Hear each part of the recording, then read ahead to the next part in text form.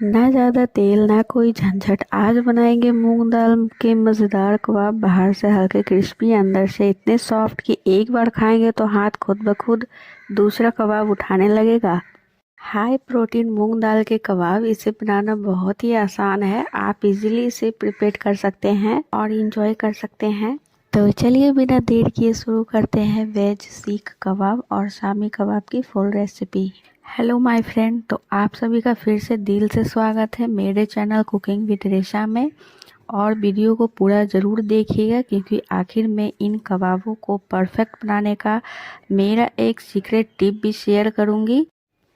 तो हमें यहाँ पर सबसे पहले ज़रूरत पड़ेगी मूंग की दाल की।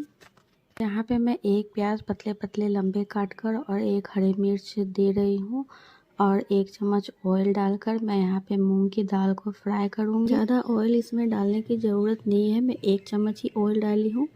और ये देखिए, ये छिलके वाली हरी मूंग दाल है, इसे मैं आधा घंटा पहले ही सोक करने डाल दी थी।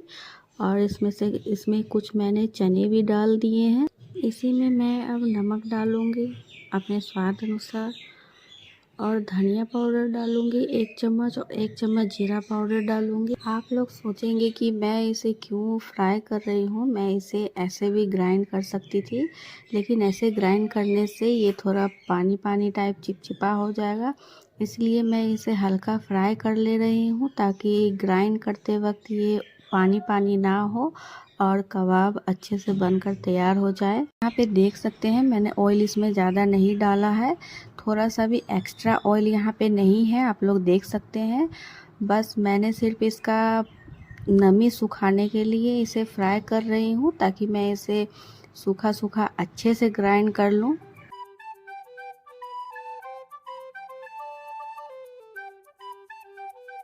तो देखिए, इसी तरीके से इसे इतना ही फ्राई करना है और ज़्यादा फ्राई नहीं करना है, नहीं तो इसका कलर चेंज हो जाएगा।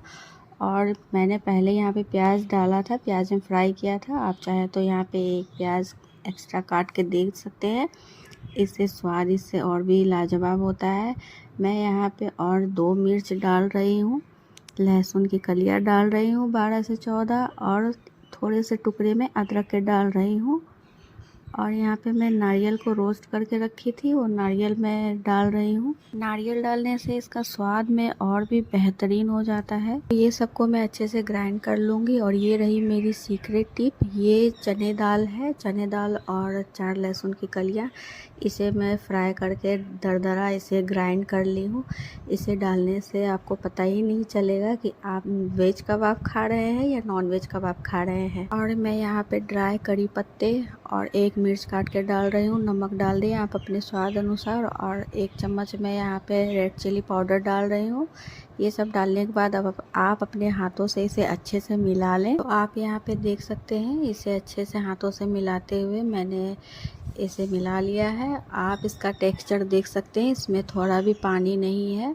और मूंग दाल को मैंने जब शुरू में फ्राई किया था, उसके वजह से इसमें और भी ज़्यादा स्वाद बढ़ जाता है।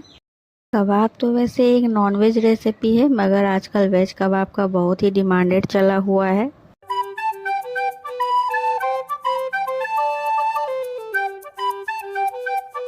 आप लोग यहाँ पे देख सकते हैं, अपने हाथों से इसे बराबर करते हुए इसे अच्छे से शेप दे देना है, इसे अच्छे से लुक दे देना है ताकि ये देखने में सुंदर लगे। तो हर बार की तरह एक छोटे से रिक्वेस्ट है फ्रेंड, वीडियो पसंद आए तो प्लीज़ वीडियो को लाइक करना बिल्कुल भी ना भूलें। जो लोग को नॉनवेज पसंद नहीं है वो एक बार इस रेसिपी को ज़रूर ट्राई करें। तो बार बार आप इसी तरीके से सीख कबाब और शामी कबाब बनाना पसंद करेंगे। ये इतना टेस्टी बनकर तैयार होता है। ये कबाब पार्टियों में स्पेशली स्नैक के रूप में सर्व किया जाता है, जिसे लोग बहुत ही ज़्यादा मज़े से खाते हैं। सुबह सुबह ब्रेकफास्ट में प्रोटीन खाना पसंद है आपको, तो ये एक बेस्ट तरीका है। तो इसी तरीके से मैं सारे कबाब अपने हाथों से अच्छे से मैं बनाकर तैयार कर लूँगी फ्राई करने के लिए।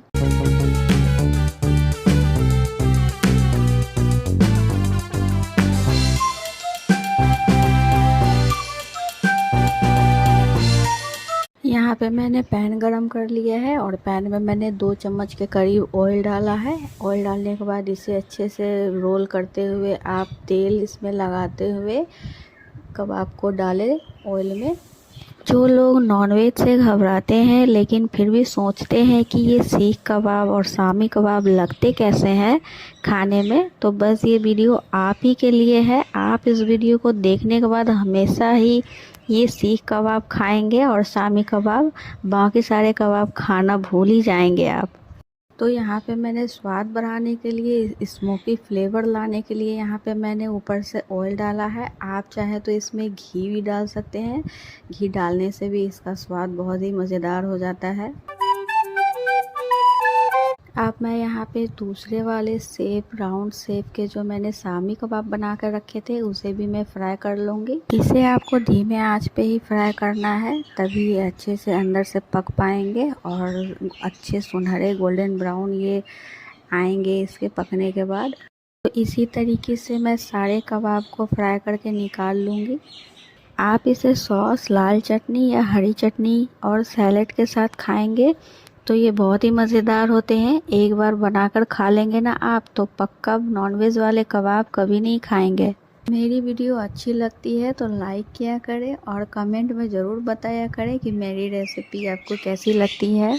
और मेरे चैनल कुकिंग विद रेशा को ज़रूर से ज़रूर सब्सक्राइब कर दीजिएगा, भूलिएगा बिल्कुल भी मत।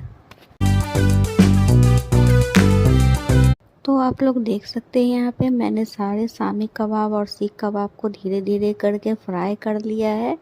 और आप इसे देख सकते हैं। आप ज़रूर कमेंट में बताएं कि शामी कबाब और सीख कबाब आपको कैसे लग रहे हैं देखने में। ये लग रहा है ना बहुत ही स्वादिष्ट, मज़ेदार देख के।